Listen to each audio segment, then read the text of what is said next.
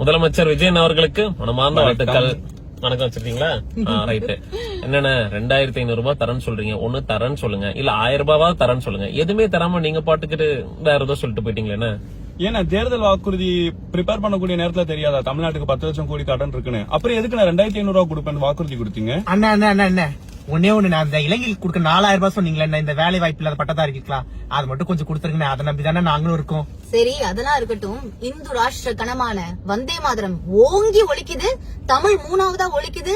ஆளப்போறான் தமிழன்னு பாடுனீங்களே, தமிழ் 3வதா ஒலிக்கிறதுக்கு தான் ஆள பிறந்தீங்களா அப்படிங்கிற கேள்வி இருக்குல்ல. தமிழ் தாய் வாழ்த்து சொல்றீங்க. ஆமா, ஓ ரைட். 3வதா ஒலிக்குது. 3வது தானே கேட்க மாட்டாங்க. இல்ல அது அட்லீஸ்ட் ஒலிச்சுதே. ஆனா விஜயன் என்ன நினைச்சிருப்பாரு? ஏன் எல்லாரும் பிரச்சனை பண்ணிக்கிட்டு இருக்காங்க, இப்பதான் தமிழ் தாய் வாழ்த்து தான் ஓடுதுல, என்ன பிரச்சனை அப்படின்னு தானே வச்சிருப்பாரு. அவருக்கு முதல்ல போறது பிரச்சனைன்றதே தெரியாது. சொன்ன மீண்டும் கண்டிப்பா உங்களுடைய அரசியலுடைய நடவடிக்கையை பார்த்துட்டு இருக்கும்.